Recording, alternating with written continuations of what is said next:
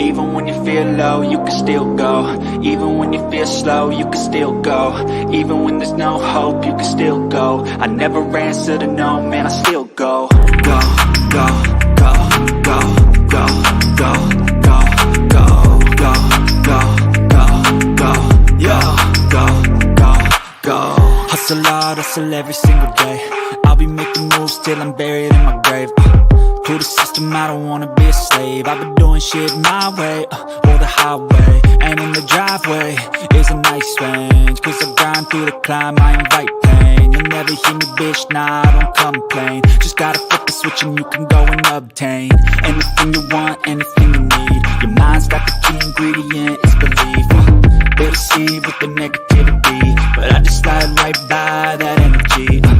Even when you feel low, you can still go. Even when you feel slow, you can still go. Even when there's no hope, you can still go. I never answer to no, man, I still go. Go, go. We are the nation of domination.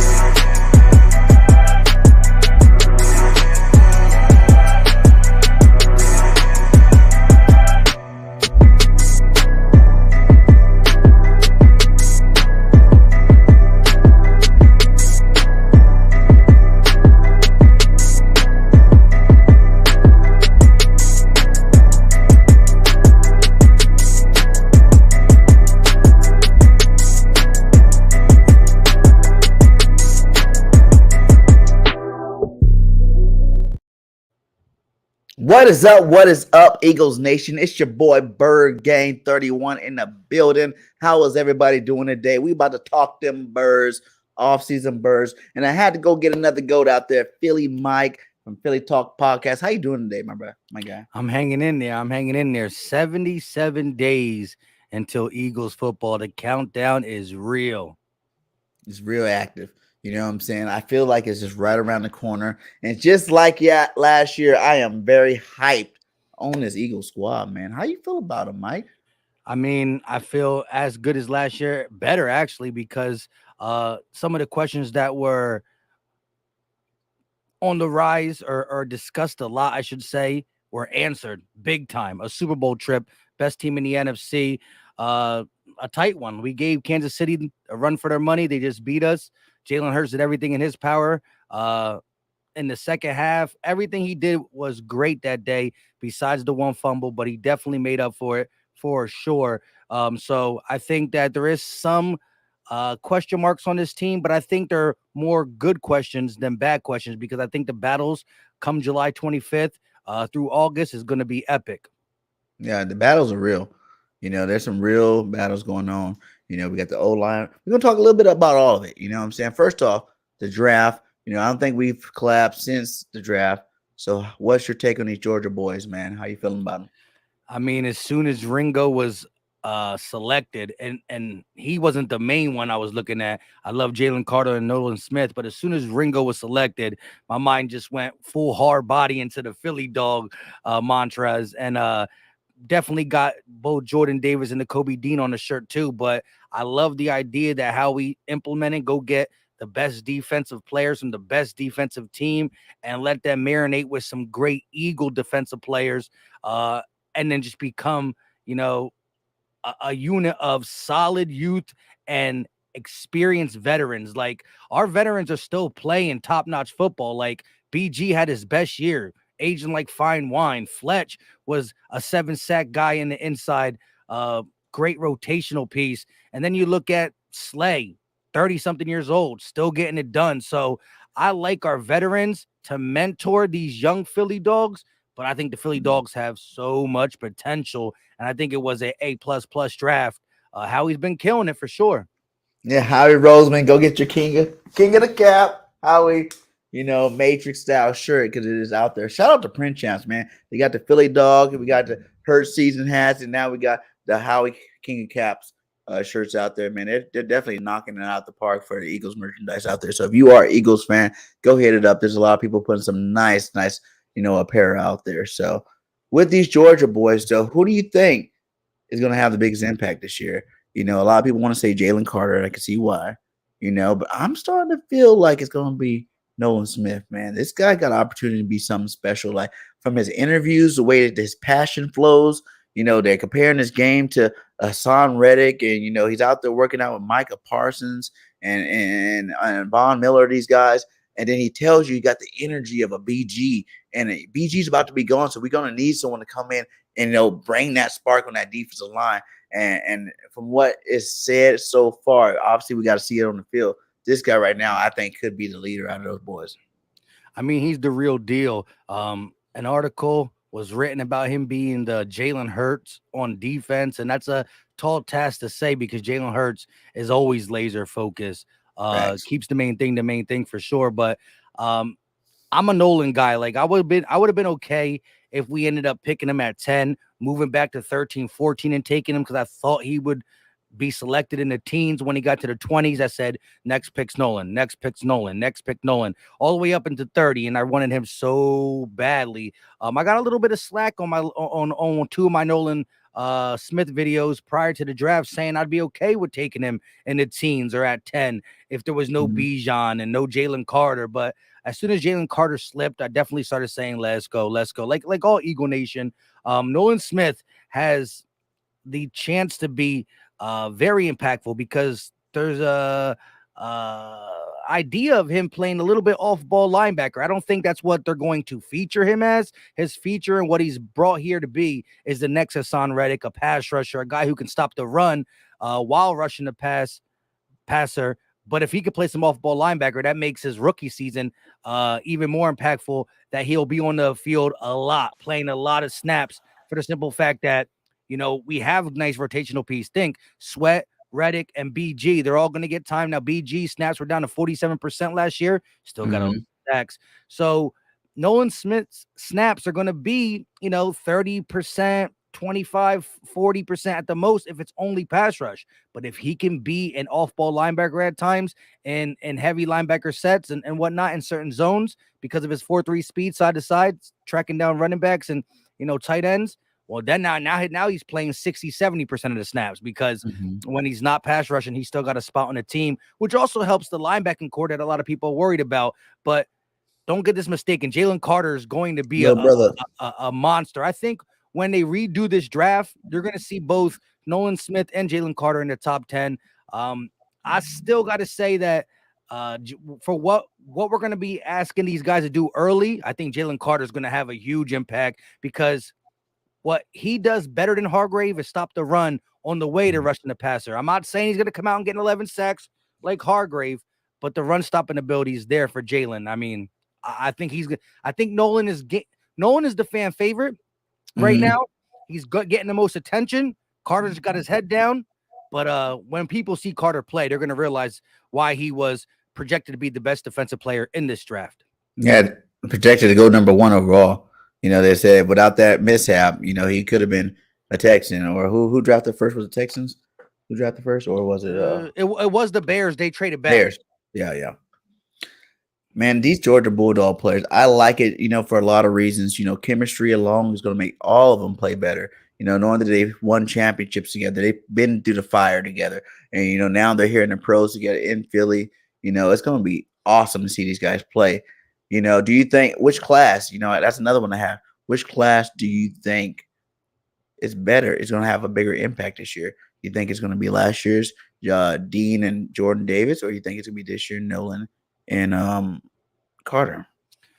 I mean, the betting odds are that the 2022 class is going to have. They got the year of experience, right? Like the transition from college to the NFL is real. Like just the Mhm. day-to-day activities, being more famous, having to talk to your agent, you're down, like you want to have the time to study and whatnot, but you got so many things coming at you from family to this, that, and the third, friends you haven't heard of in a while. Yo, can I get tickets and whatnot? So all that does play a part in you adjusting to be an NFL player. And we're asking big things from the Kobe Dean, Jordan Davis, and possibly Cam Jurgens, because Jason Kelsey said today on Jacob Media that he kind of thinks that Jurgens might win that right guard spot. So with that being said, you might have your first, second, and third round draft pick play starter minutes, starter role. And so I expect more from the 2022, but I think the 2023 draft is ready to fight,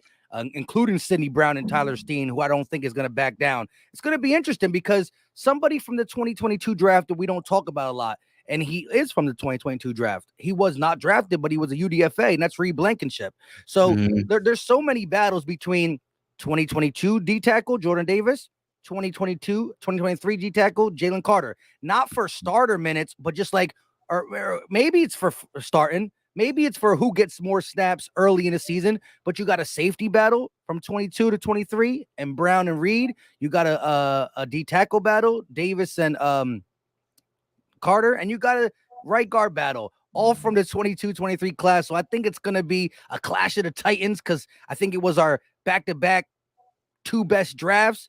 Yeah. I mean, I like the Smitty draft too because Smitty's a dog, but it was two back-to-back great drafts. And we're going to see which one's better. The 22 has more experience. They got the edge, but don't count out the 2023 draft for sure. Facts, man. Facts. And this boy Jordan Davis, this guy, man, I think a lot of people are not giving this guy enough credit. I think people still think he's just going to be some fat lob in the middle of this defensive line that's, holding up double teams. And I don't believe so. We didn't draft this guy last year, in the first round, 13 overall, just to be some slouch and just clog up holes. I don't think. We've seen the physical gift. We've seen his athleticism. We've seen all that stuff to make us believe it. You see that right here, definitely know what's expected of me, and I'm ready to meet those expectations. I think Jordan Davis is about to change the whole position of DT. You know what I'm saying? Like, we think that because he's so big, that makes him a nose tackle. He's just going to be that guy in the middle plugging up holes. But I really think he's going to be a lot more than what people think. We were so excited when we did get him last year, thinking like, well, look at the athletic freak. We're comparing him more to like a Fletcher Cox. And Fletcher Cox gets, what, 7 sacks a year, somewhere around there. And I think Jordan Davis could be that guy that's coming in to replace Hargrave. He don't want little brother coming in, taking up his minutes. He want to show little brother that he's been in here, he understands the system, and he's learned, and he's bigger. He's bigger. Period. He's a bigger, more athletic guy than Jalen Carter. And I get it. Jalen Carter's more of a pass rusher, but at the end of the day, look at this guy. Look at him next to Jalen Carter. Tell me who you think is bigger. Who looks more scarier to you on the football field? Oh, no doubt, Jalen Carter is big, but not that big compared to Jordan Davis for sure. And this is a slim down Jordan Davis that's bigger than Jalen Carter. But he have a stomach. Exactly. My man looked like Thor out there, or the Incredible Hulk, I should say. I'm with you. Maybe I'm with you mostly because I've always said that Jalen Carter's coming out to be the nose tackle. He's not going to have stats. He's going to be disruptive. This, that, and the third. He's going to make other players look better while he eats up defenders and does what he does. Pulls. But I always thought that he wasn't asked to rush the passer. He wasn't asked to play third down snaps in Georgia because of the rotation. Now, did that do harm in his conditioning and his mentality? It might have, and it might have took a year to get him out of that funk, plus the injury. I think the more he plays in the NFL, the more he adapts, the more he's going to be able to be useful longer and play more snaps, right? His condition is going to be better. When that is all good, whether it's this year, next year, I think he has the quick feet, the swim move, the athleticism to rush the passer. Like, the thing is this, right? We talk about guys like, Jalen Mills or Avonte Maddox, like, they're drafted at a position, but the NFL plays them at another position, right? So this guy was drafted as a nose tackle, but he has the gifts to become more than that, it's up to him to do it. And it might take a little bit, right? Like year one, we seen him be disruptive, stop the run. He got hurt, played up behind a lot of veterans. Okay, cool. Year two, we might see him play more snaps and be disruptive. But I think before his rookie contract's up, you're going to see a Jordan Davis that we've never seen in college, because I believe he has the tools. I believe it's coming. I just don't know if it's coming quite yet. But I just need his snaps to go up. I need him to stay healthy. And by doing that, he's going to be the Jordan Davis we know already. And I think his bag's only going to get better. I love this D tackle. I love the defensive line coach, Tracy Rockers, right? I love the guys like Milton Williams, Fletcher Marlon. Cox, as you said, little brother Jalen Carter. His bag's going to grow. And a lot of people his size, even if their bags grow, they just don't have the athleticism to do it. He's going to be able to grow his bag with the athleticism. So I think it's in his future. I just don't know if it's going to be year two, because I think with the amount of guys who can get the quarterback, the Eagles are going to ask him to do something, right? Like when we talked to Milton Williams, right? I watched his tape before the interview with me and LB and Milton Williams, and I saw that the Eagles at times had him contain, right? So as much as he wants to go get the pass rusher, his job is to contain and then get him if he steps up in the pocket or not, right? So as much as he wants to do it, he got to watch as Hassan and Sweat and Fletch go get the quarterback, pin their ears. So if that's asked of Jordan Davis, he got to do it. And I think that's going to be asked of him first as things trickle down the season.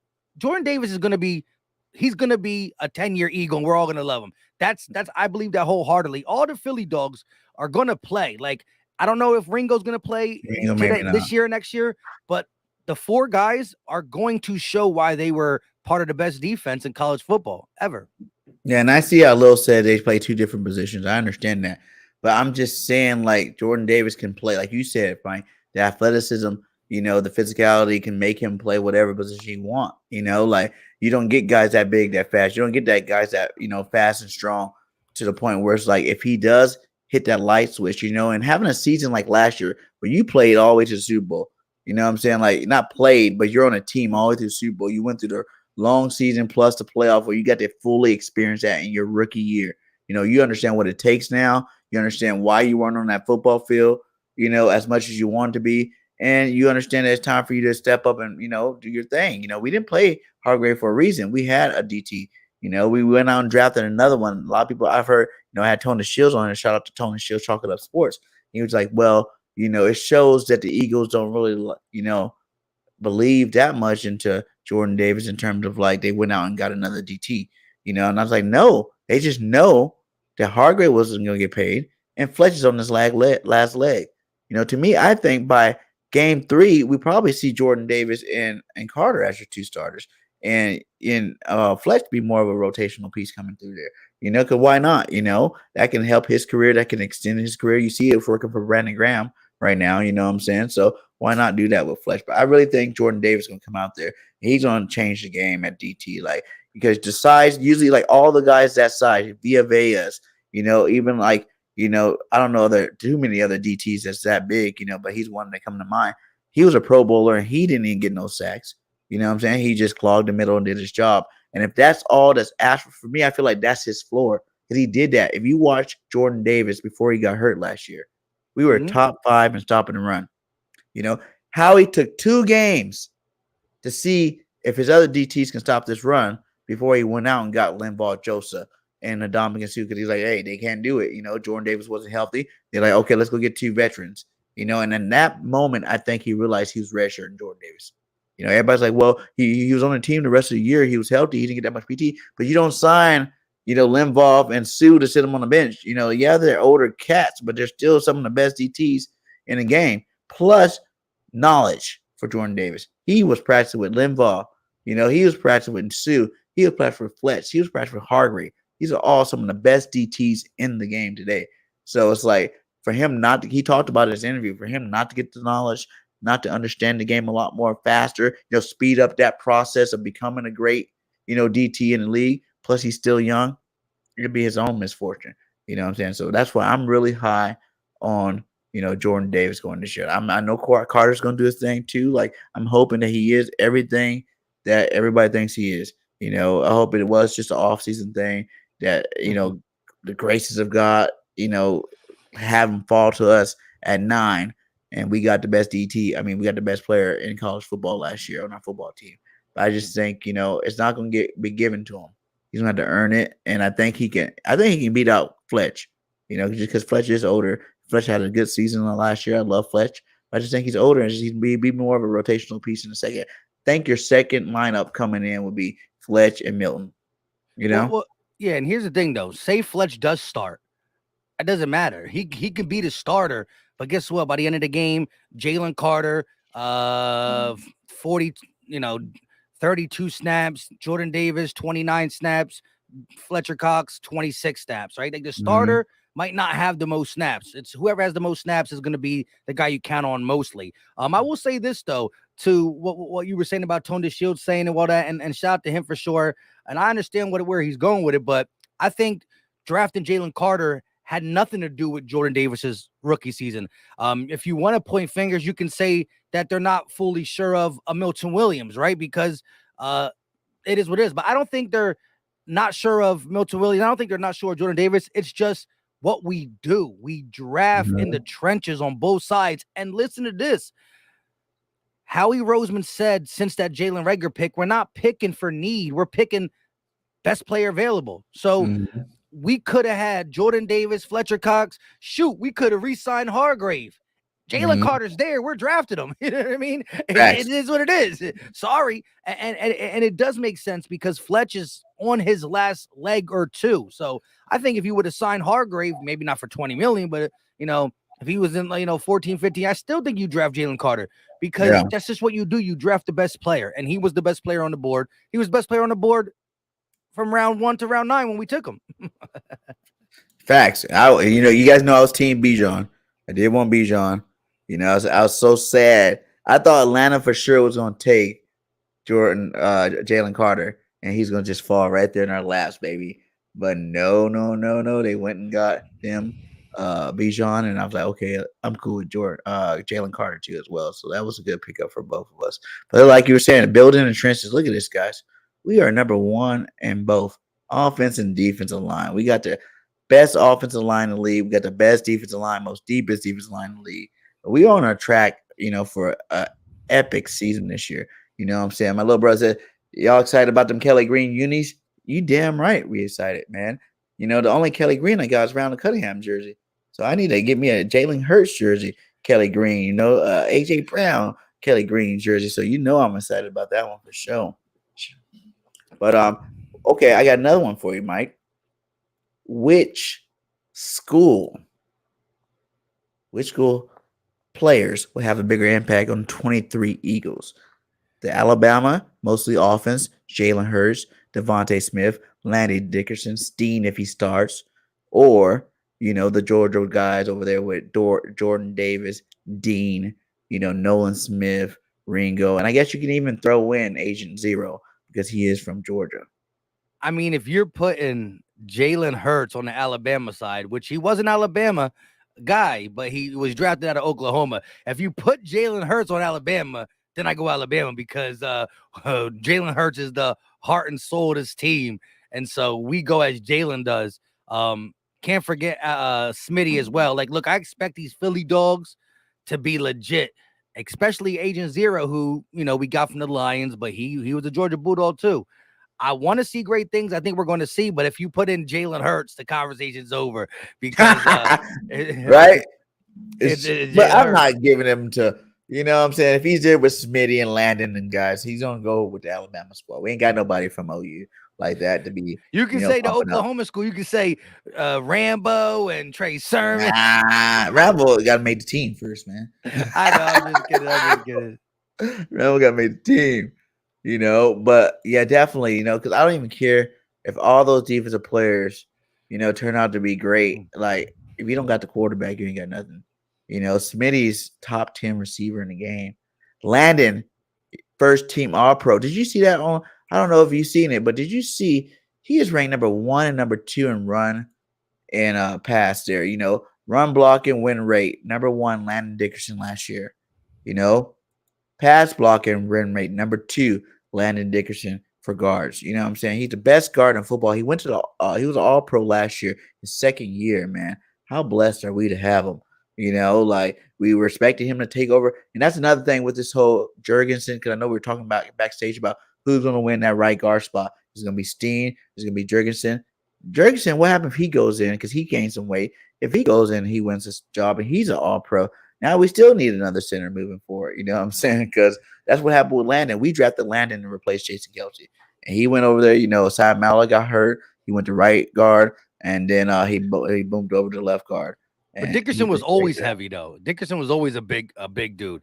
Like I don't think Jurgens gonna gain enough weight to stay there. Like regardless if Jurgens is good there, he's gonna be our center. Like the dude has he's a Kelsey clone in how he can get to the second level. And so I think maybe if Tyler Steen doesn't start, it's not that he's not good. It's because Jurgens a dog, and Tyler Steen needs a year to adapt. But I still wholeheartedly believe when Kelsey leaves, whenever he does, because that he just keeps he's aging with fine wine too. First team all pro Jason Kelsey, right? Did you see that little clip with the laughing of the Mozzie Smith thing I put on Twitter? Oh man, I see now. I see now, man.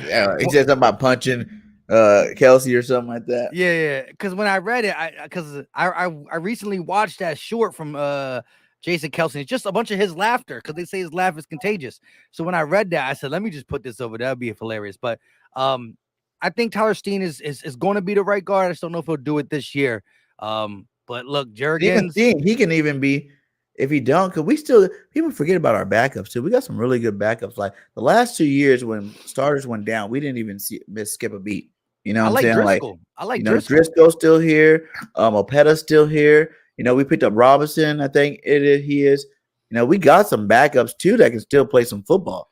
You know, like he don't have to do either one in terms of Steen. Like Steen was a tackle guard, right? And Jurgensen's the center guard. So Johnson got 2 more years left. He can end up being our right tackle in the future. Who knows? You know, just depending on which way he goes. But I think deal. He signed a 3-year deal, Lane. 3 years. But I think Jurgens should win just for the simple fact that, you know, he was on our team last year. He played last year and actually played pretty good when he was in a football game. And the fact that, you know, he understands the pro game. He understands the offense already. You know, he got a leg up on him. If he wins out, that means he's just a badass. Straight up. You know what I'm saying? Because you're coming from behind. You know, Stoutland is an Alabama guy, so I'm not saying that the transition is not going to be that hard for him because you know the Alabama linemen, you know, like Stoutland already got a good connection with a lot of those guys over there too. But I'm just saying, like, if he can come out and actually beat Jurgens, I think they said he got bigger up to 310, and I think Sam Malo played at 312, and Sam Malo did great for us for those years. You know what I'm saying? Like, yeah, Sam Malo was underrated. People used to say like the reason he got talked about was because he was the weakest link, because everybody else on our offensive line is Hall of Famers or all pros. But Sam Malu was a B+ offensive lineman. You know, he's solid. Yes, Sam Malu did some big things for us. I liked him. I don't, you know, like you said, he was overshadowed by Lane Johnson, Kelsey, you know, Mailata, now Landon Dickerson, you know, Peters was here with him for a while. Brandon Brooks.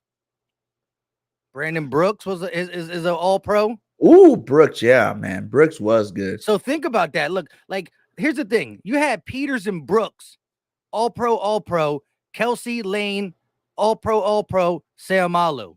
Okay, Brooks and Peters leave. Now you get Landon Dickerson and Jordan Mailata. More all-pros. You know what I mean? So Sam Malu's just been playing with a bunch of dogs out there. Yeah, he got lucky. And like I said, it's iron sharpening iron. You know, when you got all these good players on the team, it's just so hard to expect. Like, people don't even understand. Like, I think, who was it I was talking about the other day? And I was just like, man, he just made a decision. He's just like, I can come back here, where it's like everybody is so good. It goes back to Booby, when he was talking about, you know, he feels like he's playing on an all-star team. Think about it, though. They're all all-stars, man. Like, everywhere you look, you got all-stars or young, up-and-coming players, you know, coming in. All the veterans are all pros, and Pro Bowlers and whatnot. And the rest of these guys are just up and coming players that are too young to get those accolades, but definitely in the right direction, moving forward to get them. So, man, this team is sky's the limit. I think they said that it was a Good Morning Football that had it out there. The Eagles and Niners number one in the top tier. Then you got Dallas, Vikings, Seattle, New York, second tier. Then you got the Lions, Rams, and Saints in the third tier. That's pretty accurate. You know what I'm saying, for the NFC. Like Niners, they don't even have a quarterback. I don't know how they get ranked so high all the time without a quarterback. Is Brock Purdy really that dude? Or, did we knock all the football out of Brock Purdy? He won't be able to do nothing next year. You know what I'm saying? Like, 'cause he was that dude till he played the Eagles. And then all of a sudden, all Niner Nation is crying about how they didn't have a quarterback that game. And they all got knocked out of the game. Those guys got up that morning. They put their shoes on. They put them pads on. They came and got hit by a real football team, and they didn't know what happened. So that's crazy. Yeah, Brock Purdy was pretty good until he played the Eagles, and he only got to play us for a little bit. Kudos to Hassan Reddick, and now there's a new rule that you can keep 3 quarterbacks on the roster. So shout out to Hassan Reddick, changing the game. Changing the game. That's what we do. We're game changers, right?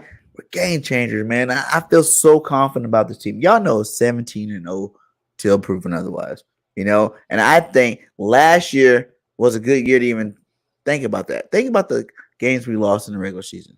Well, we went 14-3.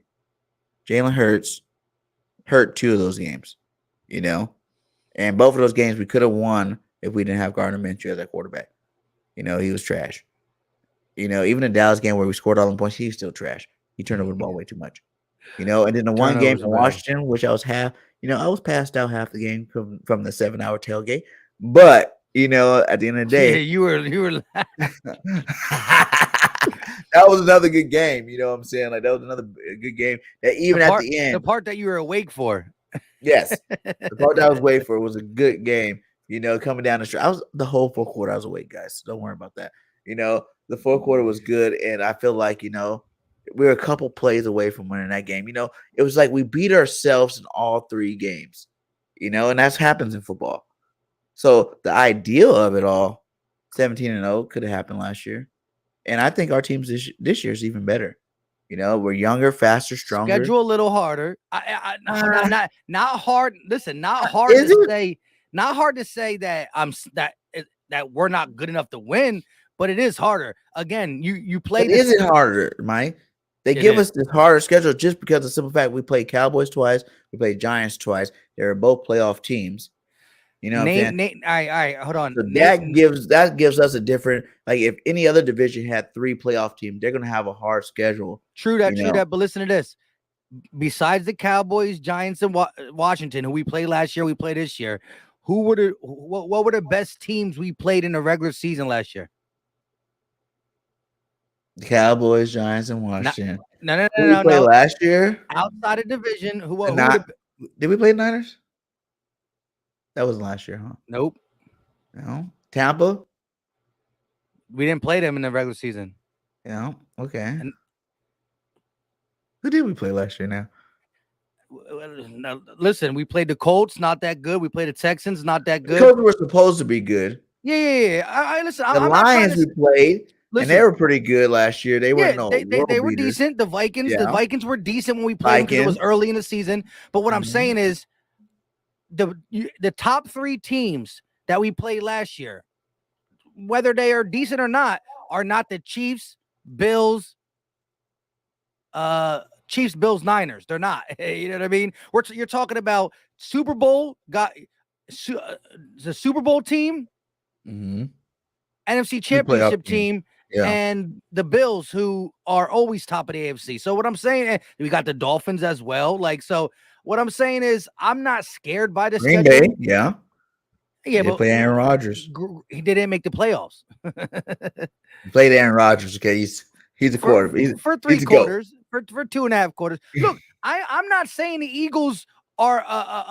My thing is, a lot of those teams from last year aren't as good as they were last year too.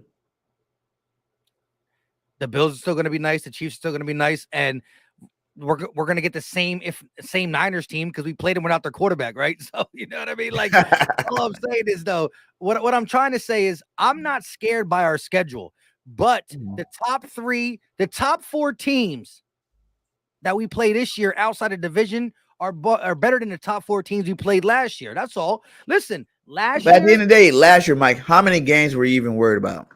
Even the ones we lost, I don't think I was worried about. Like nah, I wasn't. we blew out. We were like blowing out teams by the second quarter, by halftime. You know, a lot of those games, those teams that made the score look a little bit closer happened after the second half when we kind of Correct. dialed it down a lot. So that's why I say we were that much better than everybody last year too. You know, yes, we lost the Super Bowl. Everybody wouldn't go, well, but you didn't win it. I get it. I get it. That's one game, one day. A lot of horrible things went wrong. Another situation where things weren't going in our direction for the game, but we got better too. So that's a wash in terms of the teams we play. I feel like those teams aren't that they weren't on our level last year, even though we didn't play them. You know, we played the Chiefs, yeah, in the Super Bowl, but like I said, the field was horrible. You know, there's a lot of things that go to JG. You know, not worried about the game, worried about his new hire. Like, there's a lot of things that you can look at it where it's like, I don't really feel like it's football, man. Any given Sunday, anybody can beat you. No, and listen, let me make myself clear. I'm not scared of the schedule. I'm just acknowledging it's better than last year. My thing is this: if we played this schedule last year, I still think we'd be number 1 in the NFC. You see what I'm saying? Mm-hmm. So if we played this schedule last year, we'd be number 1. If we play last year's this year, will be number 1. I'm just acknowledging that the teams we play are harder. That does not mean that we are worse. No, we're as good, if not better. So I'm not nervous. I wasn't nervous when we went against San Francisco in the NFC Championship before the quarterback got hurt. I was nervous because it's the Super Bowl, but I went into the Super Bowl believing we are going to beat the Chiefs, and we were the better team.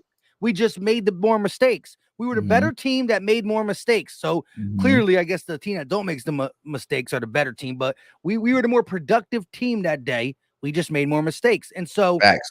If we played the Bills last year, I would have said the Eagles are going to win. But do I feel more confident playing the Colts over the Bills? Yes. Do I feel more confident playing the Packers over the Chiefs? Yes. Do I feel more confident playing the Jags, who's a playoff team, over the Bills? Yes. So I think we could beat all of them, but I still like, you see what I'm saying? So I just want to acknowledge that I know the schedule's harder, but guess what?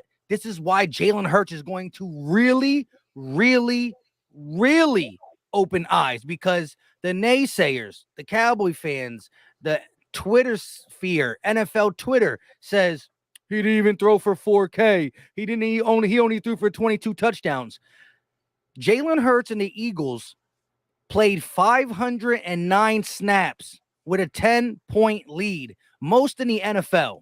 Woo! 509 times Jalen Hurts hiked the ball. He had a double-digit lead in the regular season. So that means the coach and the game plan is changed when you have a 10-point lead from a 3-point lead, trailing by 7. So with this harder schedule, if we're not beating every team if we're not playing 500 snaps with a 10-point lead, the running will be a little less. The passing will be a little bit more. You won't have 3 games where Jalen Hurts sits out. Pittsburgh, Tennessee. The dude's not even playing in the end of the game. So that's stats he's losing there. So just on paper, Jalen Hurts is going to look way better on paper, and people are going to start opening their eyes, and Eagle fans are going to be like, we knew this. The thing was, we ran the ball a lot last year because we were beating the crap out of teams. We're still going to win games, but guess what? We might have to score 35 to beat the Chiefs, right? We might have to score 35 to beat the Bills. We might have to score 30 to beat other teams. We didn't have to do that all the time last year, even though we did score 30 a lot. All I'm saying is Jalen Hurts is going to put what we see on Sunday on paper, and he's going to get all the respect because he's going to throw for 4K. He's going to throw for 4K this season, and he's going to be closing in on 30 passing touchdowns. And it's not going to be like he just see the stat sheet watchers are going to say, what the heck, another huge jump. No, he's just now doing what the coaches is telling him to do. And it says, we got to keep our foot on the gas pedal in the fourth quarter. We got to keep our foot on the gas pedal. There's only 3 minutes left of the game, and we're still throwing Hail Marys. Where last year, it was Gardner Minshew in the game. Big difference. Facts. And I get it, man. That being said, I've been fighting people all off season because they think what I say is blasphemy. But in your opinion, Mike, is Jalen Hurts the best quarterback in the league? Overall quarterback. I'm not just talking about passing the football. Because even though if you want to argue that stat, like you can look at a lot of stats Jalen better than Patty Mahomes in. You know Yeah, what I'm but saying? Like, I can't. I just and I'm can't not saying say it. career, Mike. We're not going career either. We're going into 2023. Who's going to be the best quarterback in the league? I can't say it. I can't say Say it, Mike. I can't. Listen, I love Jalen, and again, Joe Burrow, Justin Herbert, Josh Allen. Oh, they got the arm that can throw on a side angle. I'm taking Jalen over him right now. I'm taking Jalen over him. But Patrick Mahomes, the dude lives in the Super Bowl and the AFC Championship. Listen, Patrick Mahomes has never played a season where it didn't finish in the AFC Championship or the Super Bowl. Think about that. Listen. Listen. I'm gonna help you out. I'm gonna help you think about this a little deeper. Okay. Who's Patrick Mahomes' coach? Huh? Who's Patrick Mahomes' coach? For one. Oh, it's Andy Reid. What if you rank Andy Reid in the history of coaches? He was an Eagle coach. Shout out to Big Red. He got the greatest coach in football. Period. So that's what you got first. The greatest coach in football drafted you, for one, right? Who did and Jalen sat Hurts you have? behind Alex Smith for a year. Who did Jalen Hurts have to be with his first 2 years starting? A first-year coach. The And I'm only not hating on the Nick. I only love coach Nick, for the Eagles that but made the Super Bowl. Nick is no Andy Reid, my guy. You know what I'm saying? Not yet. You gotta put some stripes on it. And 2 playoffs in a row, second year Super Bowl. That's great. That's probably something Andy Reid didn't even do his first 2 years. So again, Andy Reid is Andy Reid, but Nick Sirianni is his resume looks great as going into his third year with a playoff appearance and a Super Bowl appearance. That's pretty legit. So Nick Sirianni's early in his tenure. Jalen Hurts early in his tenure. We can't compare Nick Sirianni to Andy Reid. You understand the comparison of the coaches I'm trying to make. Talking about guy, second year head coach in a Super Bowl versus the GOAT. Yeah, we could have won that game too. That's good for him. But you're talking about Andy Reid, 5 NFC championships in a row before even seeing a Patrick Mahomes. Like Patrick Mahomes was still probably in high school or elementary school or wherever the hell he was at. Do you know what the biggest play was that game? Patrick Mahomes, one of the greatest throwers of the football. The best play was when he ran the ball for 30 yards on us. Don't get me started about that. I don't know what they injected in that man's leg, but I don't know how you go from being crippled at halftime and coming back running at all. Period. Yeah. When he got hurt, I was like, it's a wrap. We really won the Super Bowl because Patty's not coming back. He's already been hurt, and he came back. He was grimacing. He was grimacing on Yeah. that sideline. Yeah. So whatever drugs they got in the NFL, good job to you for giving them to them. They shot that leg up. And you're right. Like him dropping back in the pocket, throwing here, throwing there, that's cool. But when he scrambled for 20-something yards to put him in field goal position, that broke me.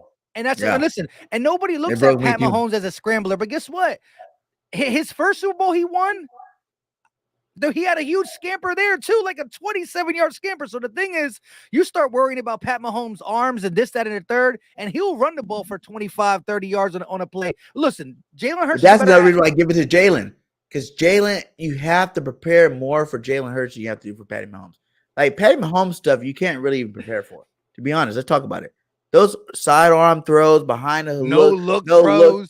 You can't prepare for that. So that's magical in itself. And I give him up. And don't hate on me. This is why Mahomes is 1B for sure. But I'm just saying, Jalen Hurts, you have to prepare for both. You know what I'm saying? Like he don't ever have to throw 4,000 yards. He don't ever have to. He's more efficient with the football. He has less turnovers. You know what I'm saying? He has more explosive plays than Patty Mahomes. And then he can run the football too.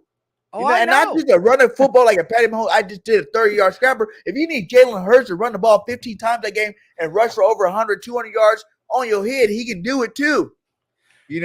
I hear you. But you just used the word magic in Mahomes. Jalen's magical. I know, I understand that. But I'm just saying though, look, there was a time where, all right, look, let's look at this. All right. And this is not the Hurts and Mahomes thing because they're not the same. But you know how they used to say, look, when Aaron Rodgers was in the league and Tom Brady was in the league, right? Tom Brady was the more decorated quarterback. He always had great stats. He got a bunch of Super Bowl rings. But when you look at just pure passer, right? They always like the people would always say that Aaron Rodgers is the best thrower of the football. Facts. And Tom Brady's the best quarterback. Right? Tom Brady's the best quarterback, but Aaron Rodgers is the best thrower. I think Payne's the best overall. Yeah. Out of all three of them. I know. I remember you having that Peyton Manning not episode, but you were talking about it and all that. All right. What I'm saying is, though, they look at Brady as he does what he does, right? But they always said Aaron Rodgers, when he won Super Bowl, a lot of flameouts, but now you're talking about a guy who's starting to get accolades like Tom Brady, and he got the thrower to football like Aaron Rodgers. All I'm saying is Patrick Mahomes is not human. He's not. He's just not. And look, who are you more scared of if you're a defense coordinator? Who are you scared to guard? Take the coaches out. Take the teams out. Just look at the quarterback position. Who are you more scared to guard? So wait. That's what I'm saying. Keep it real. Keep it 100. Like, I'll be more scared to stop Jalen Hurts. You know, Jalen Hurts' his first year, maybe not. But after what he did last year and showed you he can throw the football, excuse me, how are you going to stop this guy? He's running, he's throwing. What are you going to do to stop it? If Patrick Mahomes, if you can get in Patty Mahomes' face, you know, he gets beat all the time by the Bengals. If you can get a Patty Mahomes' face and hit him in the mouth, you know what I'm saying? You hit him in the mouth. Look at the record. Jalen was 14-1 last year. How many losses did Patty have? It's about winning, right? It's about winning. All right, but let me just say this though. You just simply said take the coaches and the team away. So we're playing one-on-one now. Listen, if we're playing one-on-one, then I pick Jalen because then you can't throw the ball to nobody, and Jalen is the better athlete. He's more athletic. But even throwing, he had better numbers besides yards and touchdowns. He had better numbers in terms of he didn't listen. Andy Reid, we both know Andy Reid throws the ball 100 times a game. Period. He threw his way out of Philly. You know, just like Dougie P threw his way out of Philly. That's what they do. You know, you got a quarterback that's throwing the ball, right? Jalen don't have to throw the ball that many times because he has another option that they don't have.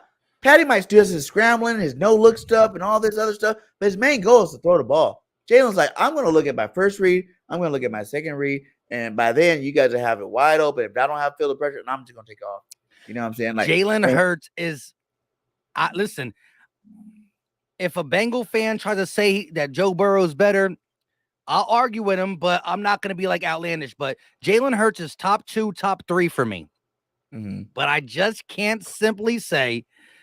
Now, if Jalen Hurts gets back to the Super Bowl, or not even that, if Jalen Hurts does what I think he's going to do, we'll have the conversation mid season. But I'm just saying, Patrick Mahomes. Listen, what I'm saying is this. I'm gonna tell you something on this. Okay, go ahead. I'm gonna answer that though. I'm gonna answer that for you right after Philly might go. All I'm gonna say is this: Patrick Mahomes was created in a lab. All right, he's created in a lab. Does Patrick Mahomes squat 600 pounds? Huh? Is he stacked like a brick house? Is he him? Is he got the swag of this guy's making new quotes up every day that you can copyright and make money off of because the dude is that genuine. You know what I'm saying? Patty Mahomes ain't doing that, my guy. Okay? Patty Mahomes ain't squatting those 600 pounds working out with the lineman. You can hit Patty Mahomes, rock him. Jalen hits you. Patrick Mahomes, listen, let me just say this one more time.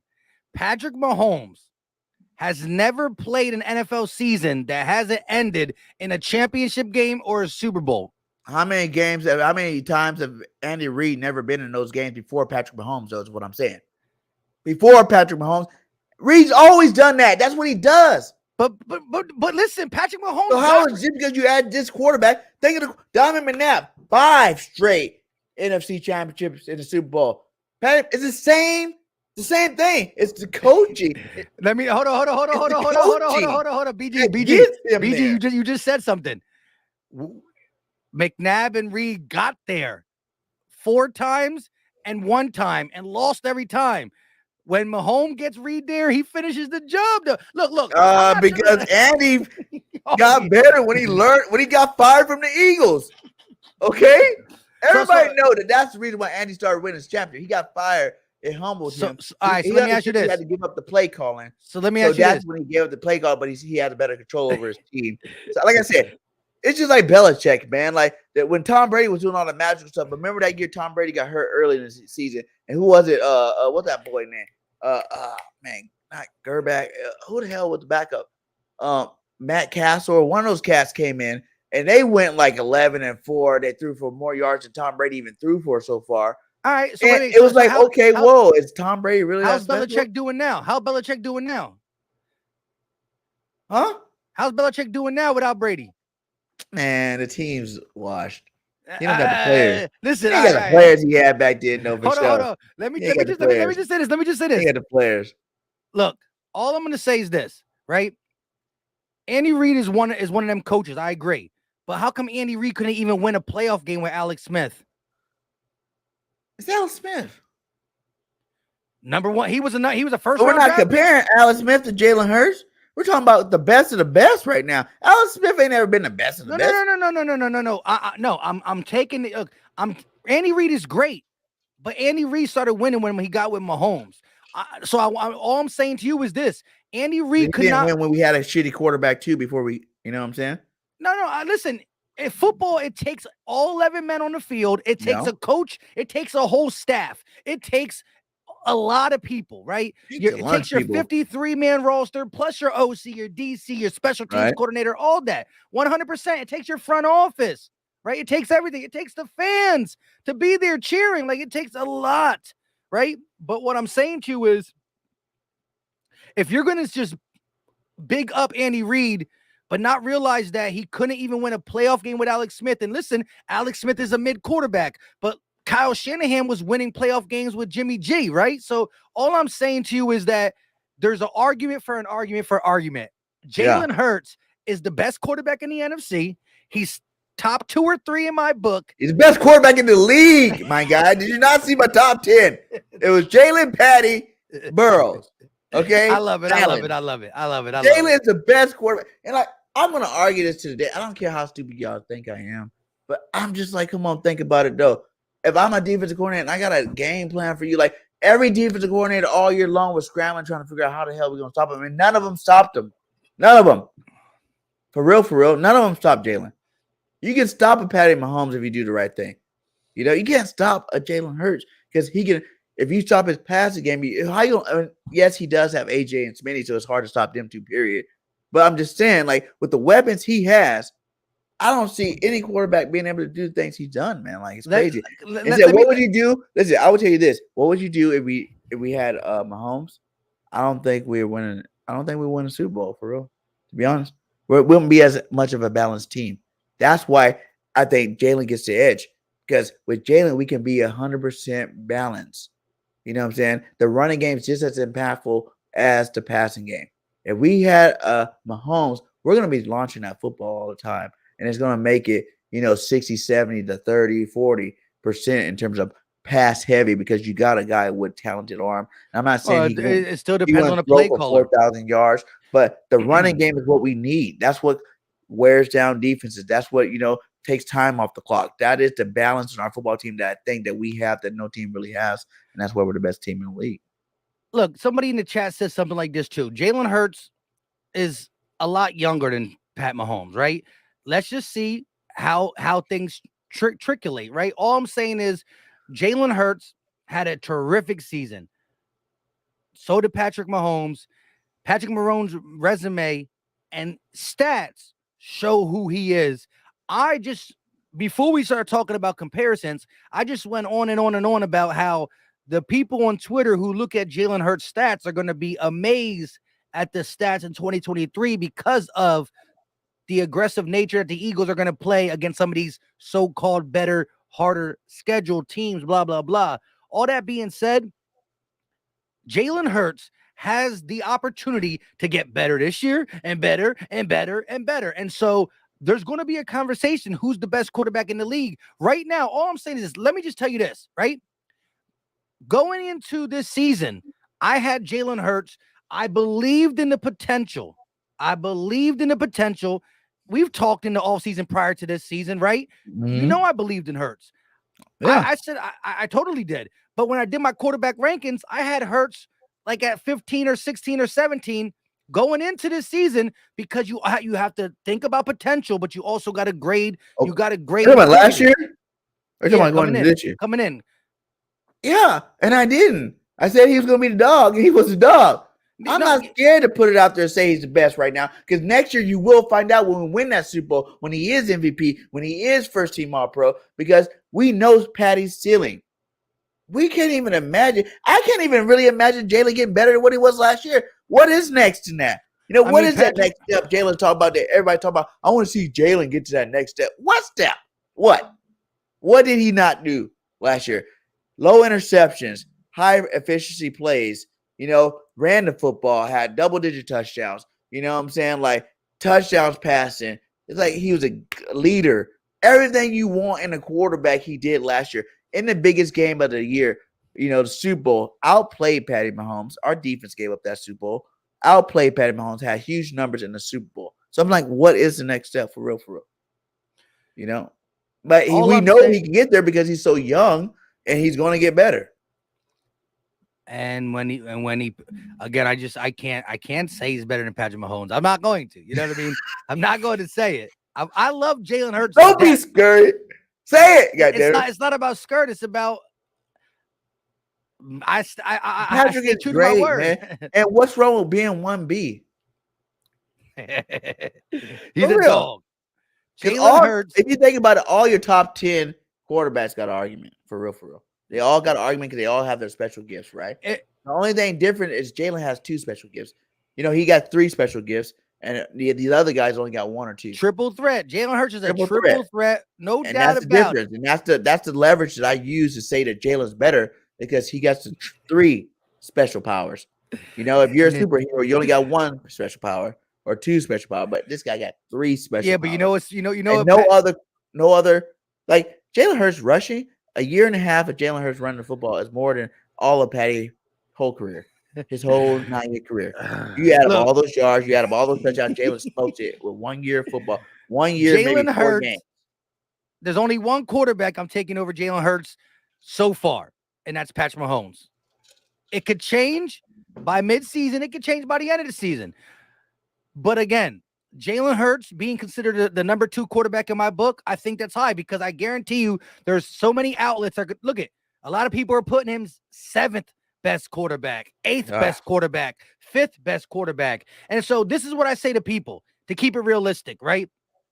If a Bengal fan argues Joe Burrow, well, guess what? Joe Burrow resume is 2 AFC appearances and a Super Bowl appearance, and he can sling the rock, and he's Joe Cool, got the swag. He could do all that. He doesn't run like Hurts, but he has some nice scrambling ability for a guy. He's underrated in that department, right? He doesn't use it often, but he can. He's not Jalen Hurts in that, though. All that being said, if a Bengal guy's arguing with me, I might argue back a little bit, but I'll be okay. But I'm not hearing the Josh Allen. I'm not hearing the Joe Burrow. Joe Herbert. I'm not hearing the Trevor Lawrence. I'm not hearing none of that stuff. And so anybody who says Jalen Hurts is outside of top 5, I stop listening.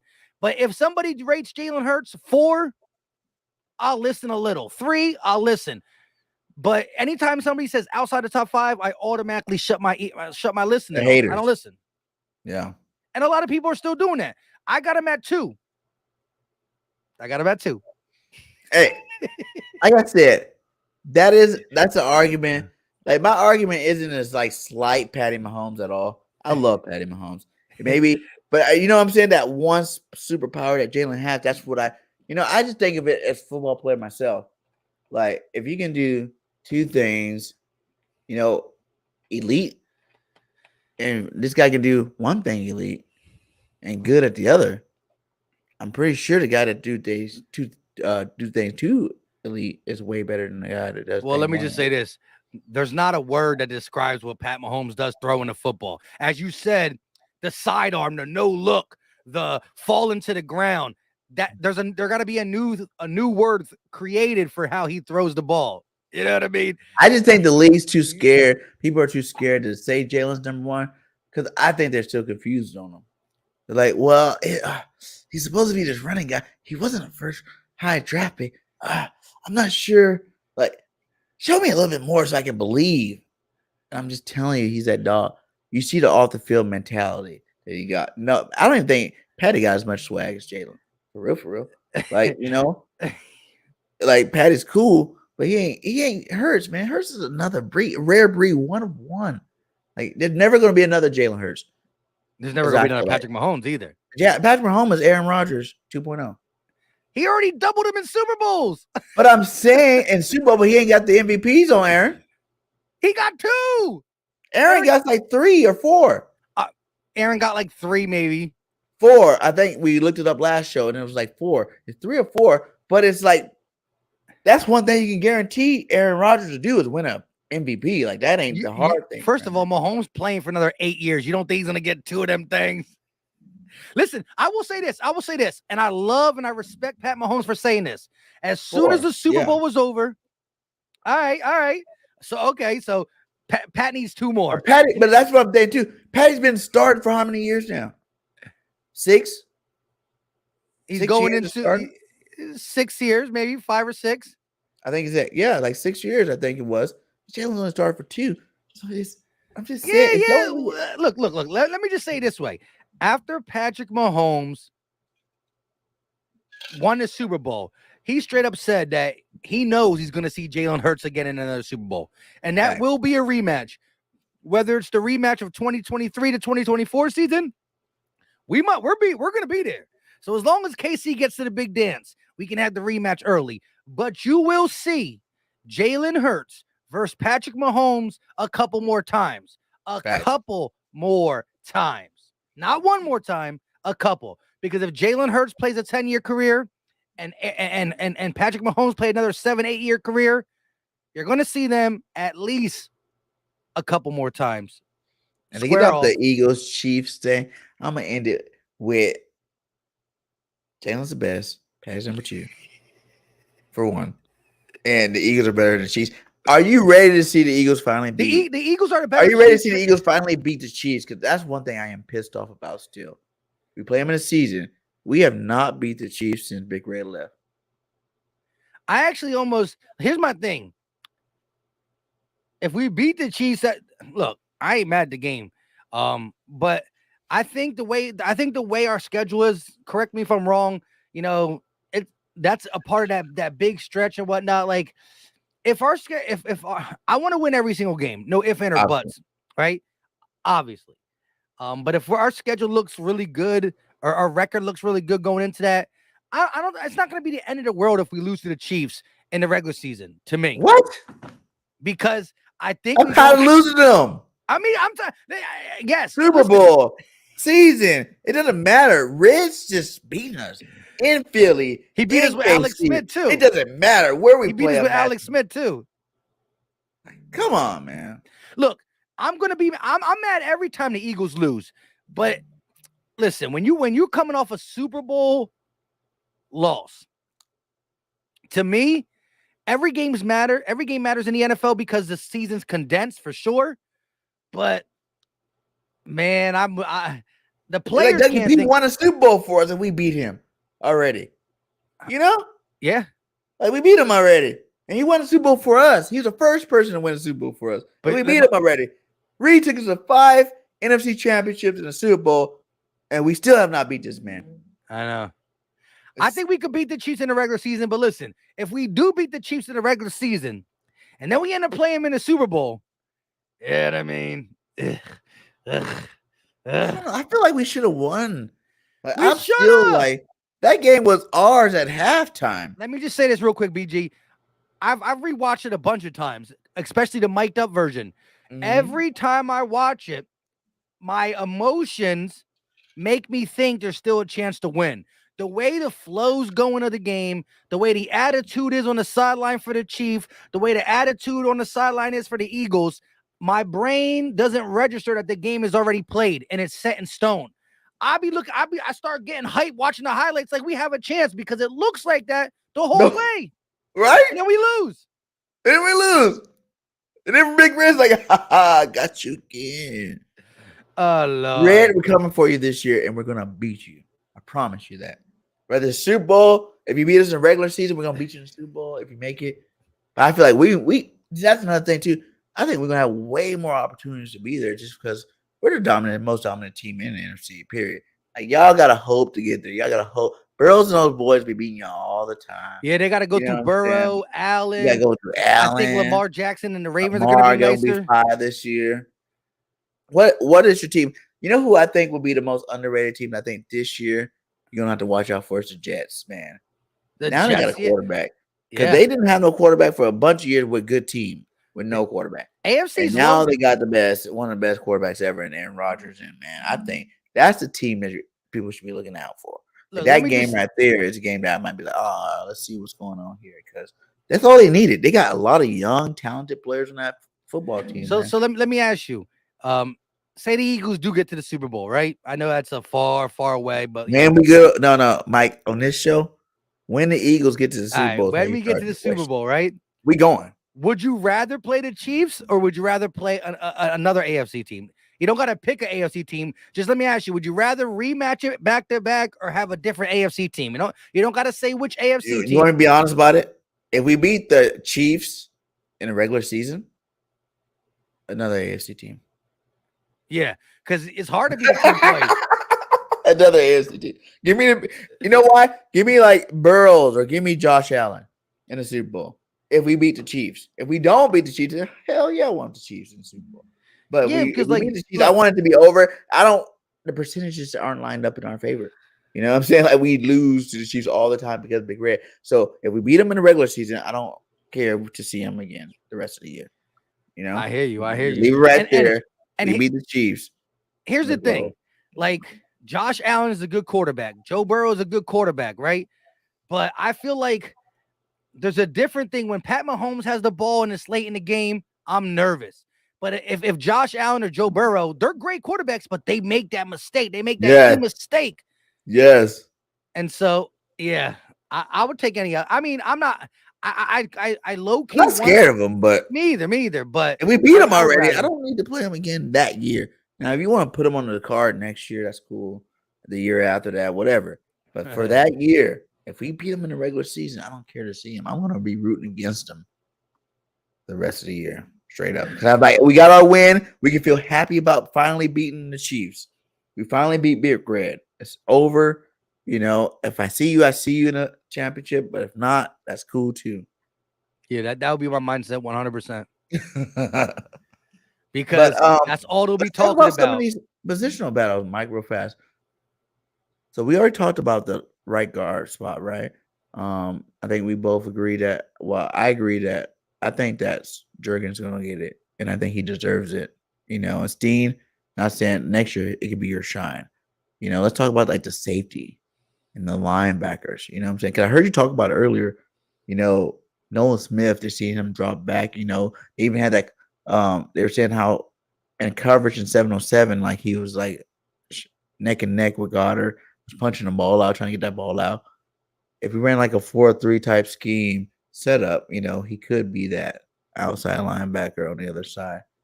So, how do you think this linebacker situation gonna fare out? Well, I think that the linebacker 2 is an open door for these three players. I don't think Nicholas Morrow is automatically linebacker 2. I think Mhm. that Davion Taylor, Christian Ellis, and Nicholas Morrow are all going to get a fair shot at trying out for linebacker 2. I think that if you see Nolan Smith dropping back, he's the third guy, utilizing his speed and zone, just making it a statement to get him on the field and say when he's not rushing, we keep him on the field and let him drop back and do that in the third. But I do think, look, I thought I had high hopes of Davion Taylor for sure. We got his linebacking coach in the building, right? But I just starting to have this feeling that Christian Ellis, man, I think we've seen this story before. I'm not He's from saying he's, USC, right? huh? Is that Ellis from USC? He did Not USC or sure. Bama, I think. One or two.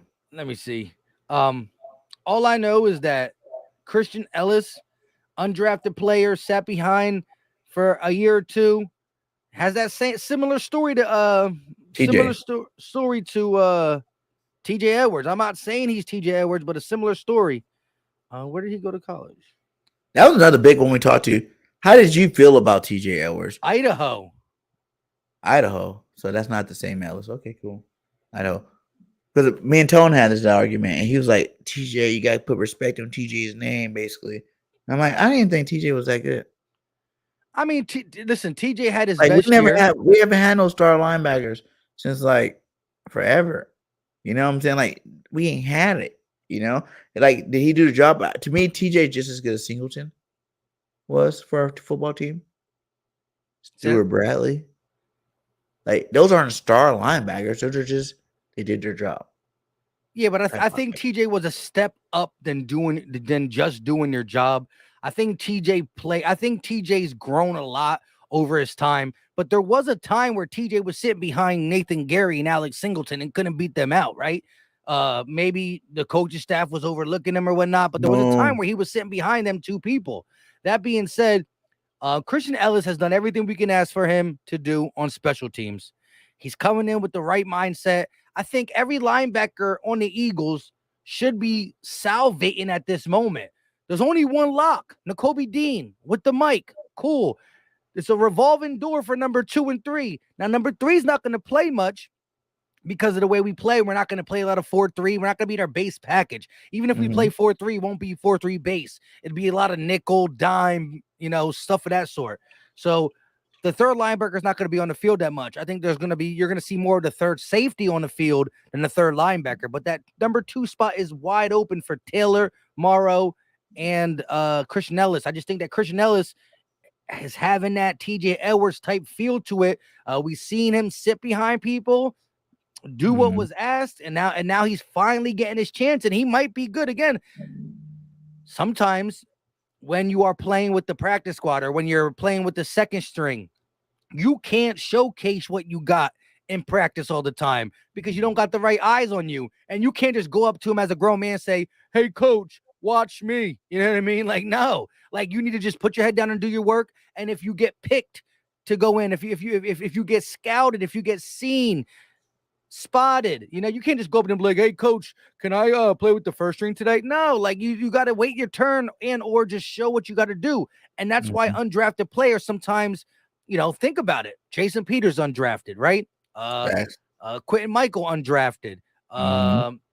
Anthony Harris was undrafted. He played great for the Vikings before playing okay with us for a little bit. Marcus Epps undrafted. TJ Edwards undrafted. So Reed Blankenship undrafted.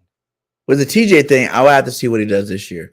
Because you remember when we picked up, what's that dude name? We just same year we picked him up from Vikings. Oh, Eric Wilson? Wilson. Kendricks and Barr went out. Winston and racked up the tackles. He did his thing, and everybody's like, he's so good. We picked him up. I'm like, oh, wow, we might have a guy here. And he got cut, man. I'm just saying, like, in a defense this talented, was he really that good? You know what I'm saying? I feel like Eagles fans always trying to make all right players into star players. From TJ, remember Ward, the receiver? Remember when Ward had that year? Everybody's like, Ward's like the best receiver on our team, and he's just this guy that we can't get rid of. He was like, Ward was trash, man. Straight up. Like, Fulcum, trash. And he had a good couple games. It's like, yeah, they made some plays, but these aren't star players. These aren't impact players. We haven't had impact linebackers. Now, I do believe Dean will be one. What do you think is Dean's ceiling? Like what, player wise, or just do you think he's gonna be a star linebacker, or do you think TJ Edwards, good linebacker, makes him? I think that Kobe Dean is gonna be one of the best linebackers we had in a while. I think he's gonna be the leader of that defense. There's going to be a little bit of growing pains this year, but the growing pains are going to be overshadowed by highlight reel plays, right? So I do think, don't get all crazy the first time he misses a tackle or gets beat for a 15-yard catch. We will be satisfied with the season of Nakobe Dean. And again, red shirt, a little undersized, but he's just he's so knowledgeable of the game of football. He's going to get the guys in the right spot. He's going to do all the extra study, and he's going to be able to hit the gaps that are made by guys like Jordan Davis and Jalen Carter. Playing behind his D line is like Nakobe Dean couldn't ask for a better situation. What I'm saying, with the secondary he has when he is playing zone, the D line that's going to create stuff, because one of Nakobe Dean's biggest knocks was when he has to hit the block first, he can't shed as good because of the stature and body type. But when you don't have to shed because you're just see hole, hit hole, right? Know your responsibility. Because of this D line, he's going to thrive. He's going to thrive. Pro Bowl. They only take Pro Bowl. They only do like 2 linebackers, right? They only do like 2 linebackers or 3. All Pro, they only do 2 linebackers. I think Pro Bowl you got like at least 4. Nowadays, the Pro Bowl seems like they have like 20. Well, yeah, because it's like could Pro be Bowl playing alternates. going, and they got alternates up the yin yang. All I'm saying is, you think he can be at least a Pro Bowl alternate this year? That good? Because I want to see. Do you think this is an elite linebacker or not? Basically, what I'm saying. I think year 1 in Nakobe Dean is gonna overshadow last year's TJ Edwards. And if I get year 1 Nakobe Dean better than TJ Edwards, he's on the right path, because TJ Edwards was in the league 4 years before he played that type of season. So if you give me better production, and I'm not just saying tackles, I'm not gonna be like, oh, TJ had more tackles. I'm talking about production. I'm talking about watching what he does on the film, pass breakups. I think he's gonna be utilized in some blitz packages. Overall, better season, more than I can ask for. Pro Bowl alternate. Pro Bowl alternate. There you go. Is that what we're going with? See the Pro Bowl alternate. I'm saying Nakobe Dean's gonna be a goddamn All Pro this year. All Pro. Second team. Listen. Look at the way everybody that was good, right? Their game went to the next level on our team. It's a team thing, and that's why on this team, is Jordan Davis going to be an All Pro? Jordan Davis is going to be I told you he's about to change the game at DT. All right, hold on. So how many All Pros we gonna have? We're gonna have like 12 next year, for real. There's not even 12 positions. Like 12. 12. I'm talking about offense and defense. All right. 12 pro. We're gonna have some 12 All Pro first teams. Maybe like 3 All Pro second. How many we have last year? 9. Jalen, Kelsey, Lane, AJ, and Bradbury. 5. 5 or 6. I remember somewhere. And a lot of them, it was what? Jason and Lane were first team, right? And then Landon was All Pro last year. Who? Landon Dickerson. He was? Yeah. Second team, right? Second team. So it's 6. We had 6 then. That's a 6. Yeah, that's what I said. Yeah, 6. And I can see all those guys being it again this year. And then you're adding a Kobe Dean, Jordan Davis. You know who else? Sleeper All Pro guy. No one's talking about? Agent Zero. All Pro running back? Agent Zero, All Pro running back. Listen, I went back and watched a lot of Eagles games from last year. And Miles Sanders had a lot of holes, man. I mean, like a lot of stuff that were, if it wasn't Miles, if it was another running back league, probably would have did the same. Probably would have did the same thing. You know what I'm saying? Like, I'm not saying I love Booby. I'm mad that he's gone. I wish we would have paid him. But I am saying that a lot of them holes were pretty damn big. Like, we got the best offensive line in football. So you don't think Rashad Penny's gonna have any type of role? He's gonna do his thing. Like, I feel like he's gonna be an All Pro runner. Well, because look, Miles like Booby last year, right? Gainwell, everybody's clamoring for him to be a starter this year because of what he did last year. Who was the All Pro running backs last year? Because listen, Miles Sanders had 1,300 yards and 10 touchdowns, and he wasn't an All Pro. So that's a tall task. He was a Pro Bowler. Yeah. Pro Bowl and All Pro, totally different things. All Pro last year. Wasn't it Jacobs? I think Jacobs was one, and then who was the other good running back last year that led the league? Like, I feel like Henry is the best running back, period. I don't think he was All Pro last year. Nah, he was nicked up last year a little bit. Who was the other run? If you guys know in the chat, let us know. Yeah, chat, let us know who 2 All Pro running backs All Pro last year for running backs. I'm just saying, because he's bringing a whole nother style. Like, I think he just added a whole nother weapon. You know what I'm saying? Agent Zero. is about to ball out this year and have a better year than he ever did. And when I found out he was from Philly, like, did you see his high school recruit video? Yeah. That was amazing. I was like, wow, he was that famous, and like he already had all these people like back in the day, and he went to the Lions. And now, what that impact's gonna be like from here back in Philly again as a Hometown. play some football. I really And think to credit what you just said, well, to piggyback off what you said, Hassan Reddick was good with the Cardinals and good with the Carolina Panthers. But when he came home, he had an all-pro type season. So, I mean, let that speak for itself. He was good on Pittsburgh. He was good with us first year, but our team got better, and he went to double-digit sacks.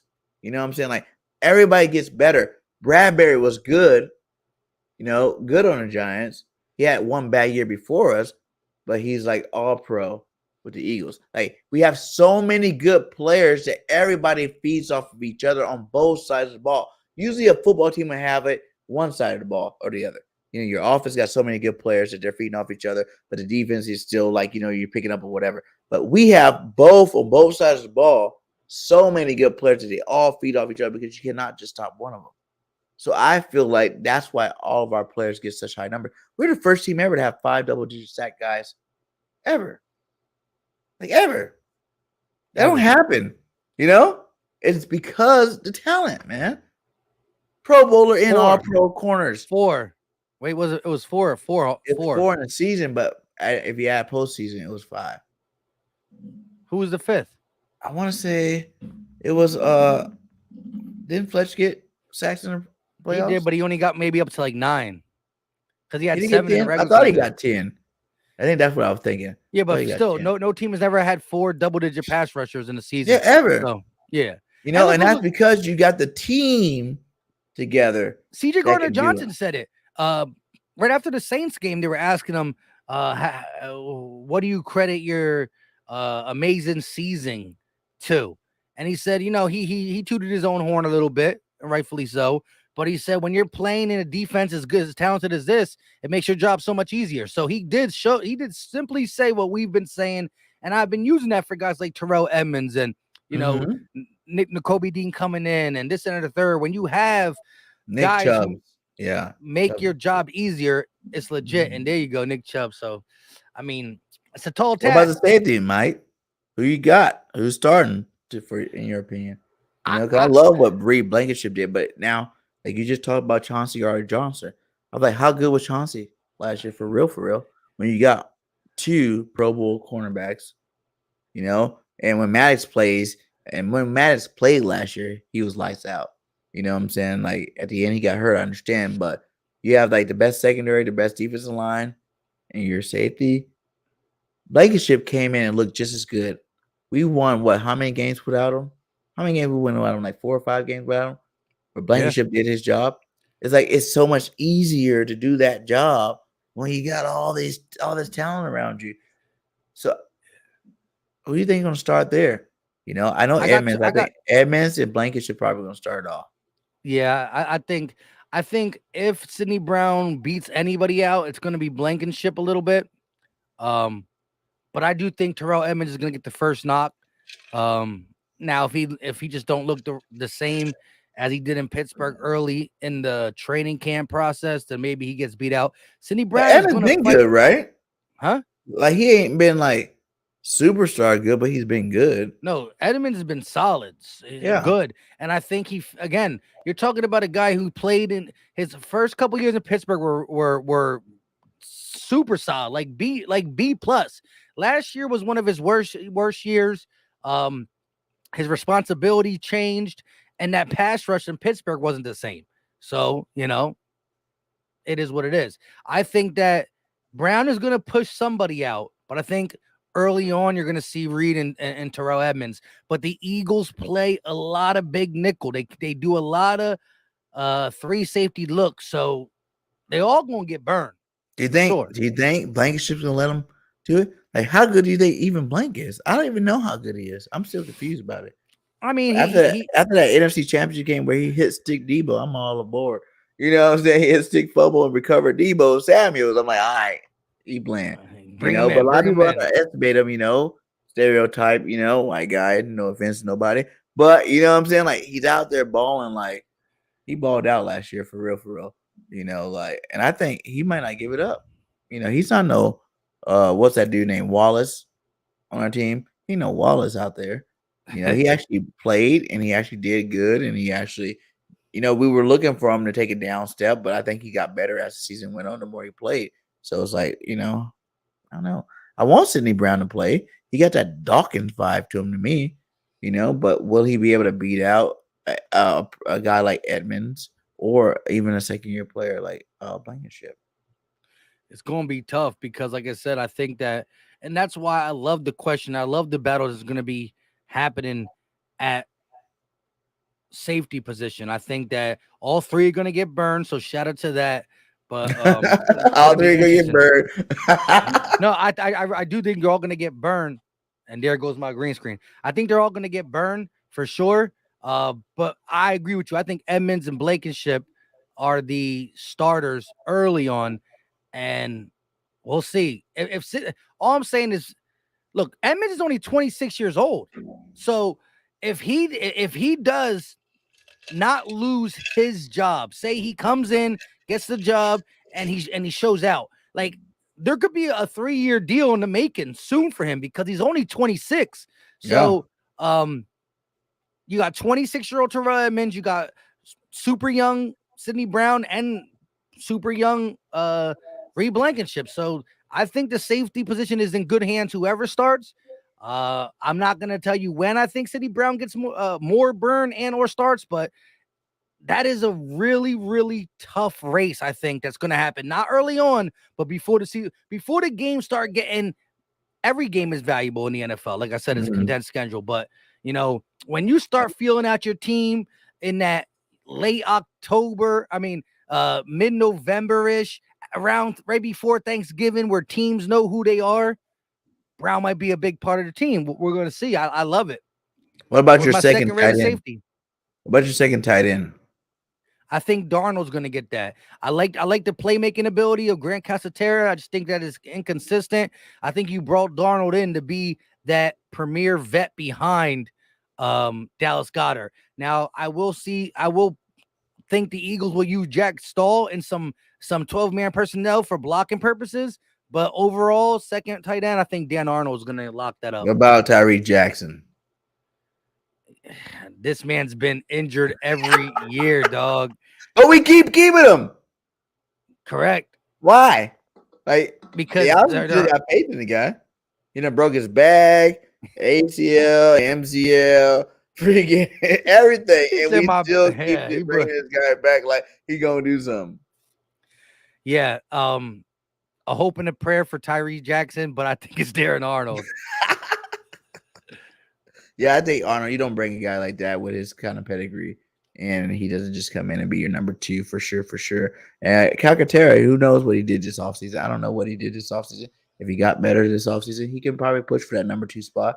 But I do think you don't bring Arnold. He started for the Jags. He did. He got his play time in, and he done his. He did a good job over there. So I think he's definitely our number 2. Before I get you out of here, we're gonna go through CBS's top 100, man. And I want you to let me know if these guys are ranked higher, lower. Should it be ranked lower? Should it be ranked higher? Or perfect where they're at. Our highest guy, obviously, is our boy Lane Johnson at number 18 in the top 100. The best. They say the best right tackle. I think he's really the best tackle in the game. Like, I don't put a side to it. I think he's the best tackle in the game. But how you feel about Lane? Lane was a first-team All-Pro. What is that? There's 22 first-team All-Pros, so 18 makes him one of them first All-Pros. I'm not mad at him there. I think you could bump him up a little bit, but I'm not that mad at him there at 18. He's still in the top 22 All-Pro. Where would you put him if you had to rank it? Non-Eagle biasism. I would have had him inside 15, maybe. 15 top players in the NFL. I like it. Let's go with my boy number 31. That is a bad one. I would have Jalen Hurts inside the top 5. Facts. CBS, get it right next time. He is definitely top 5. Got him I at number also 30. think that And I love quarterback 31. That's my number. I love it. But he should Yeah. not be 31 when in any kind of rankings or any kind of list. See, look, and I'm biased. I'm biased to quarterbacks having like the hardest job. Like I understand O-line, D-line, and just being really, really good that season at a certain position, running back or this, that, and the third, wide receiver. I'm biased to quarterbacks being the hardest job. And so Jalen Hurts is a top 5 quarterback. No ifs, and or buts. I'm biased to quarterbacks. He to me, he has to be in the top 5 of the top 100. Next on the list, 47. See, AJ you know Brown. what I wish we had. I wish we knew how many wide receivers were in front of him, like how many tackles were in front of Lane. Because like if Lane is the first tackle at 18, then I can't be that mad because then I have to put him. I gotta say he's better at tackle than this guy is at Hold on. CBS. defensive end. You know what I mean? So that being said, it's hard, but AJ Brown, 47th, top 50 player. I'd move him up a little bit. I would have AJ Brown probably in the late 30s. Okay, so we said Lane Johnson. Was there any tackles? What was Lane Johnson again? 18? Yeah. Why you have the whole list? Yeah, I got the list right here. Trent Williams, 10.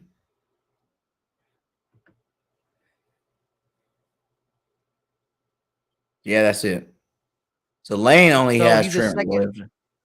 So he's a All right, second. so it ain't bad, but yeah, I probably would have moved Lane to 15, so that's cool. I know Jalen Hurts got 7 quarterbacks because I asked that question. I did this in my video today, and I asked the question. They said there were 7 quarterbacks in front of Jalen Hurts. That's why See, at Patty, 30, number 1, Josh, number 2, Burrows, number 3. We're going down the list here. Herbert and Trevor's going to be before 31. Herbert, Trevor. Yeah. So there's 5. Aaron Rodgers, 6. Yeah, so Jalen Hurts is the 7th quarterback. Yeah, he's a 7th quarterback on that list. Jalen Hurts is in the top 5. That's the trash. most. Yeah. How the hell do you even got the last 3? I just said Trevor Lawrence, really? Justin Herbert, that's disgusting. and even Aaron Rodgers at his old age. I'm not even putting Aaron ahead of Jalen. Like that's trash. It's those other guys, but to have Patty, Burrows, and Allen 1, 2, and 3. How do you not have Jalen 4? Yeah, right. That's Even if just you showing did it that way, how do you right not? there. How's he that far down the list? Yeah, and that's showing the quarterback bias, and then they just forget the rest of the quarterbacks. That's a skewed list here.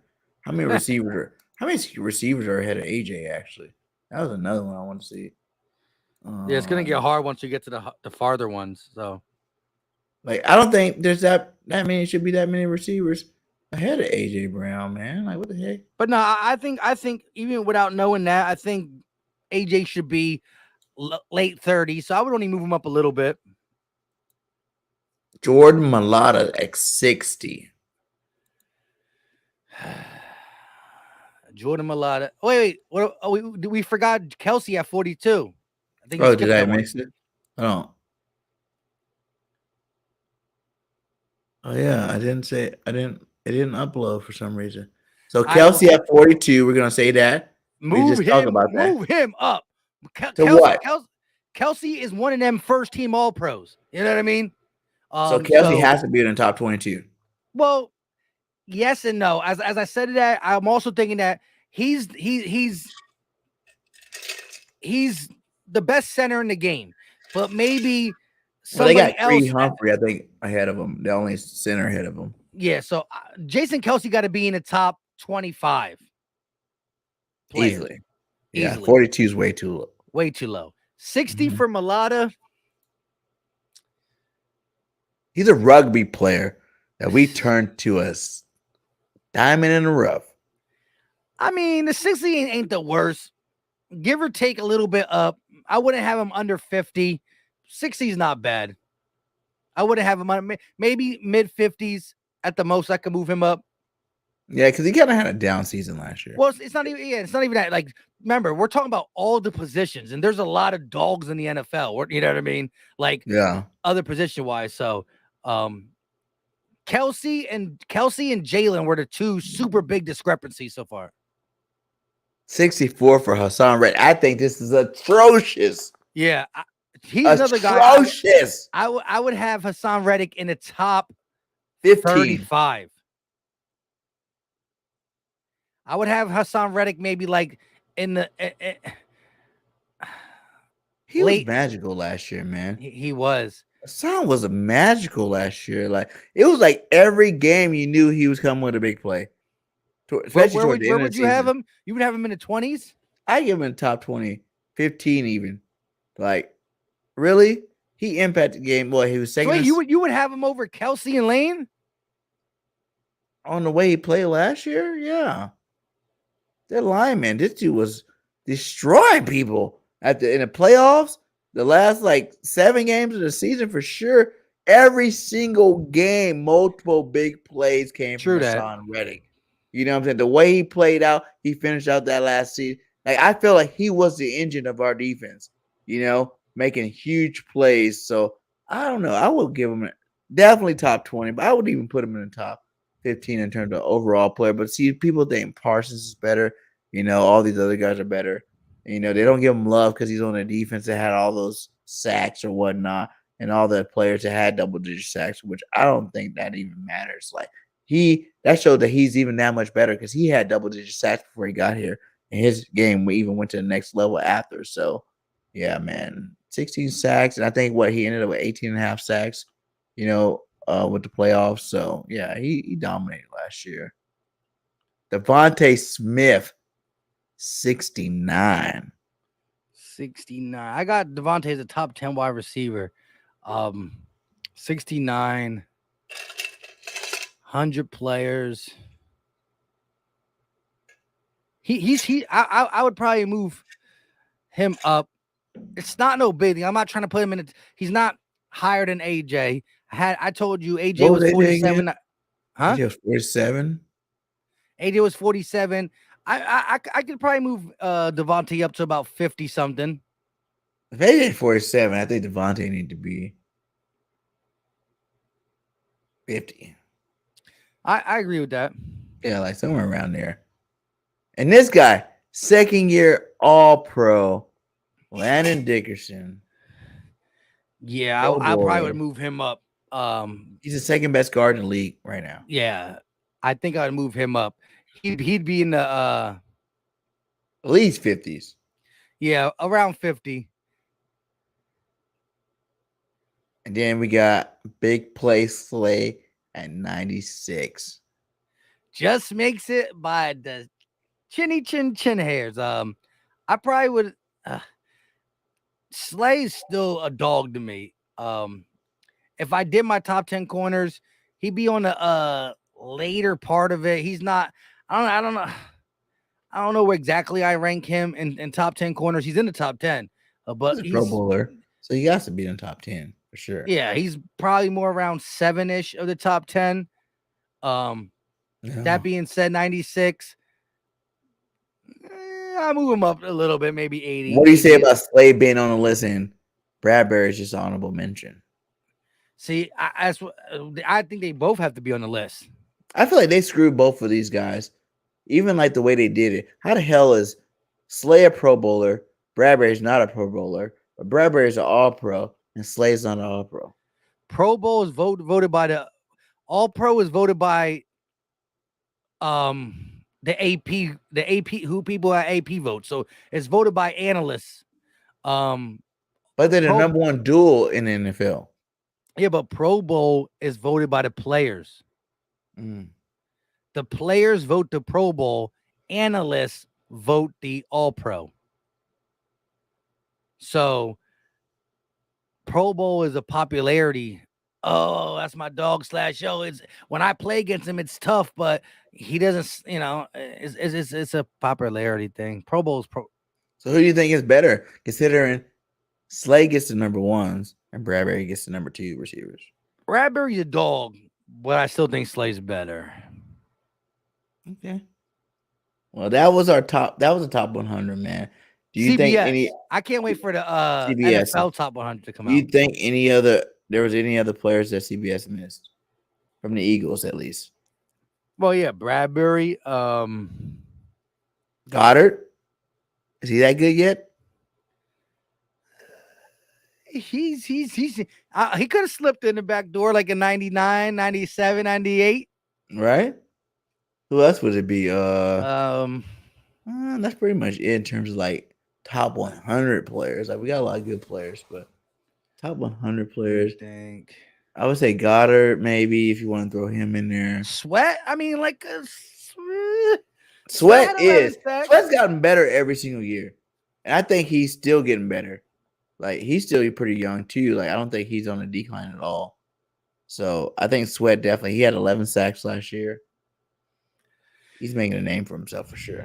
What about Booby? Yeah. Do you think Booby It's was a top interesting, 100 but player last year? we still got that's think about it, that's 9%. We have 9% of the best players in the NFL. Do you think Booby should have been on the list? All for last 1,300 year. yards last year. You know, Pro Bowl starter. Is he on the list? I don't even know if he's on the list. We wouldn't know because he's not an Eagle no more, so it doesn't matter. But do you think he deserved to be on the list if he is? If you guys know, I didn't even look at that part, but yeah, I didn't look should be that on the far list either. for sure. I think he should be definitely be. He might be on the list. He's not an Eagle anymore, but I think he definitely should have been on that list. Let's see. Hey, chat, let us know if Miles Sanders was on the list. I'm looking right now. Let's see. Did we make the cut?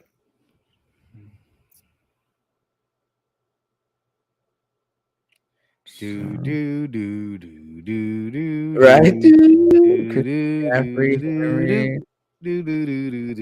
Chubbs. Taylor. Shout to Vaughn Miller still made the list. Dang. Andrew Saquon. How far up are you? I'm at 63. Going down fast. Eckler made the list. I went from 100 down because if he made a list, he's at the end of it most likely. So how far down did you get? Because I'm not even doing that. Oh, 87. I'm at 87. He did not make Dalvin Cook. Yeah, Booby didn't make the list, man. Damn, and Dalvin Cook did? Yeah. I don't know. What Dalvin Cook do? I don't know about this list anymore. This list is kind of screwed.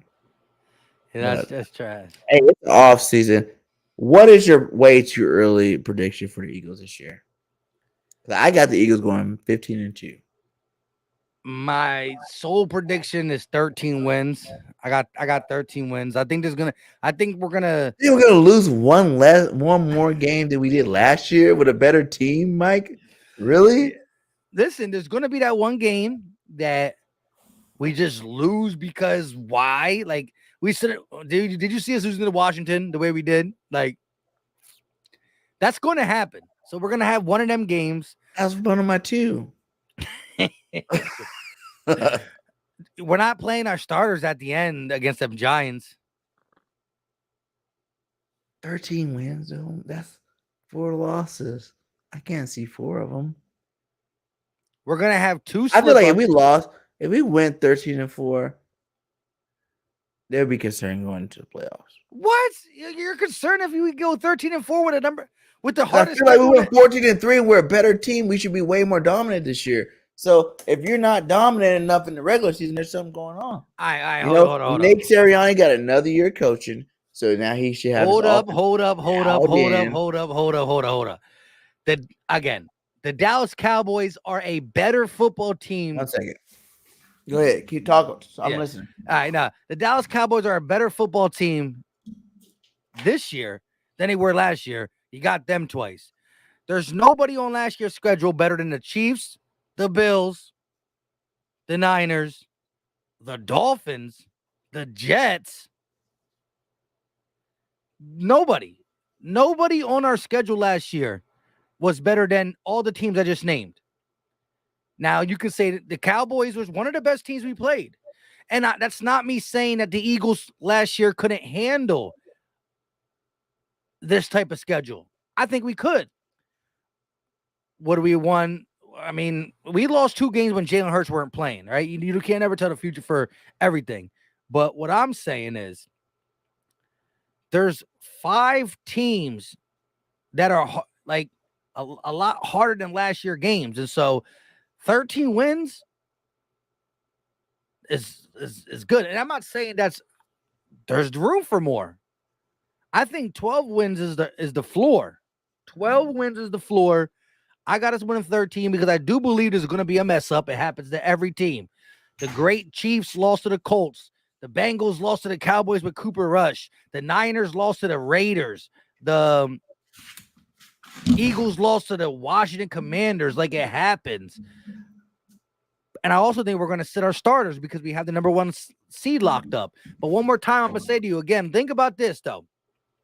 Last year, the best team we played was probably the Cowboys with Dak. Now, we didn't have Hurt, so it didn't count, right?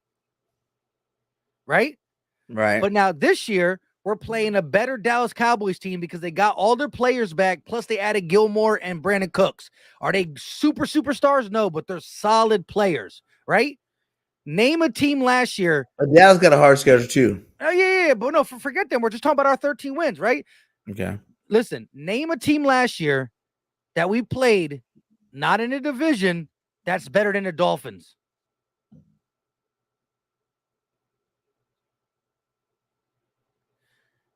Name a team last year that we played not in a division better than the Jets. Yeah, it depends because like we played a lot of teams where they were good and they ended up not being good. Okay, yeah, but even what I'm saying though, even when we played the Lions, they were number 2. We played in the first game of the season. They were 0-0. When we played the Colts, right, they were good, right? Minnesota they already fired their coach. Good. Minnesota was good when we played them. When they were 1-0. Yeah. All right, BG. But listen, even still, listen to this though. I'm not trying to scare you because I'm not scared either. But listen, but I get it. The Jets were playing this year. That would be considered the best team last year. The Dolphins were playing this year. That would be considered the best team. The Bills we played this year. That would be considered the best team. The Niners, that would be considered the best team. The Chiefs, that would be considered the best team. We played the Niners and mollywop them, so I don't count them. Correct. All right. But we lost to the Chiefs. All right. What I'm saying to you is this, BG. Forget the Chiefs. Let me tell you how this is the hard. Let me break it down this way for you. This is the simplest way to break it down, right? Who got the best division in the NFC? We did. We played them twice, right? Right. Who is the best division in the AFC? This is the East. AFC East. Mm-hmm. We played all of them. Okay. And then the extra game that we get because we don't play 16 games no more, we play 17, is the Super Bowl champions. So hear this out. We play the best division in the NFC twice, the best division in the AFC, and the extra game is the Super Bowl champions. There you go. That was the first time I heard it broken down like that, Mike. Best division in the NFC, best division in the AFC, and the extra game, Chiefs. You know what I mean? Chiefs, there you go. So the winner says, and we are talented enough to beat these teams for sure. Yeah. But it is a harder. It's not like the hardest schedule in NFL history, but it is. What did you have us going last year? Harder. I remember 7-5. Last year I had us going around 12 wins. And we won 14. So now my 13 will turn into 15. That's cool. I like it. 15-2, like I said. 15-2, Mike. I'm not going past 2 losses. I feel like there will be that game that we're just like, you know why? Because every single year, if you look at the NFC East, say that the 2 dominating teams in the NFC East, right? They always lose to the shittiest team in the league, in the division. Always. It always happens. We also watched it last year. You know, Dallas lose to like the Giants.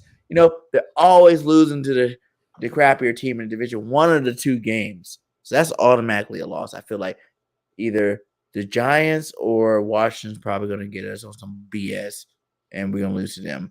You know, that's because it's the interdivision game. And then one of those big games, man. I don't think we lose to all those big games, but maybe one of the big games. I don't know which one. You know, like I'm not gonna just say which Oh one right yes, now. Seattle's tough too. Are they? They're not Are tough, you but really scared of Gino? no. But Like listen, you get heat on Gino, he's a rap. all right. Let me run it down for you real quick. Seattle versus um again, I'm just talking about Seattle's tougher than some of the teams we played last year. So that's my whole take on it. But we still, guess what? The tough teams we're playing, when they look on the schedule and see the Eagles, they're scared of us. So Yes. as much as we're crediting, not scared, we're crediting the other teams, they're saying that's a real team that we're playing too. So we're gonna get everybody's A game too. Eagles number one in the NFC, obviously. Eagles number one in the league to you. Do we have the most complete football team in the league? Oh, I agree. Yeah. All right. All right. Well, hey man, I know if we already at 150, man. Shout out to you for even stopping by the platform. Salute to the GOAT, Philly Mike. Make sure you guys hit that like, subscribe to both channels if you're not subscribed. You know, I know all you guys are. But man, final words, Mike. Tell the Eagles fans something in this off season to make them feel good about training camp. I mean, the young battles are going to be epic. I think we're going to learn a lot about the depth of this team and the question marks. And like I said, there's a lot of good question marks. Safety is a good question mark. Right guard's a good question mark. And I do believe when it's all said and done, the second linebacker on the roster, on the depth chart, is going to surprise a lot of people. Whether it's Taylor, whether it's Morrow, whether it's Christian Ellis. I'm not here to say that just yet. But one of them guys, you got three guys with potential. We just need one to rise to the occasion. I feel like I gave up on Taylor, Davion. Yeah. Because every time he played good, he'd be like 2 games good and he's hurt. then he's hurt. 2 Yeah. games hurt, I'm hurt. I can't get down with nobody that can't stay healthy. Like you gotta stay healthy enough to keep playing. Like I was on his board, like, woo, Davion's gonna be that dude, he's a beast. And even when he did good in his season, like, oh, look at him. But then the next game, like, Davion Taylor's out again for another injury. It's like Tyree Jackson. How you even get a side? Why is he even on the team? I feel like if he gets one more injury and Howie Roseman doesn't cut his ass, he ain't doing his job right. You know, like, Mhm. come on. You keeping up a roster spot for these injury prone guys. You know, this is a what have you done for me lately league. You gotta make sure all your Yes. players are available. And some of these players just aren't available enough for me to even back up and be behind. So Davon's that guy for sure. Like I feel like Morrow, we could be underestimating the guy. You know, he had one of his better seasons last year.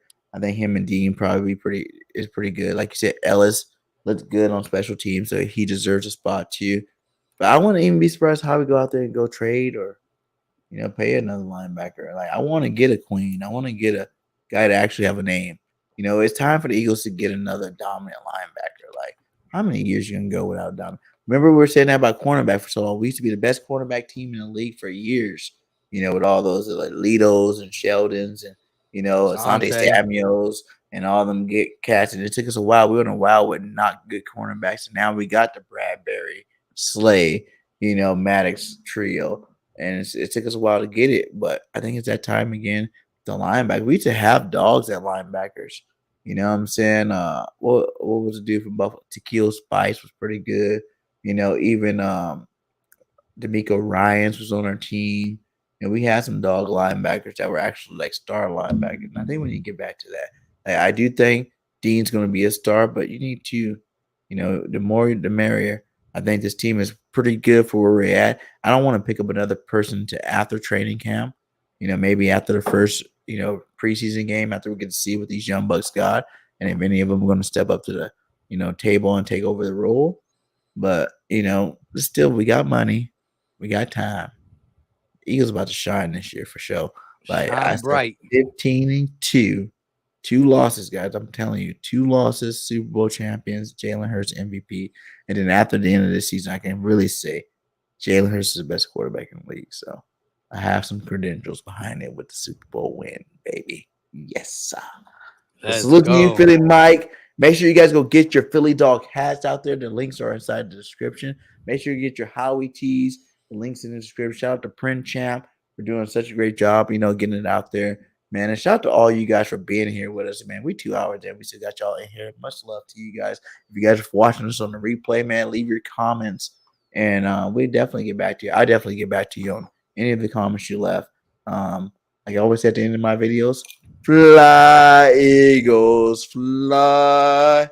Till next time, this BG, Philly Mike, we out. Peace.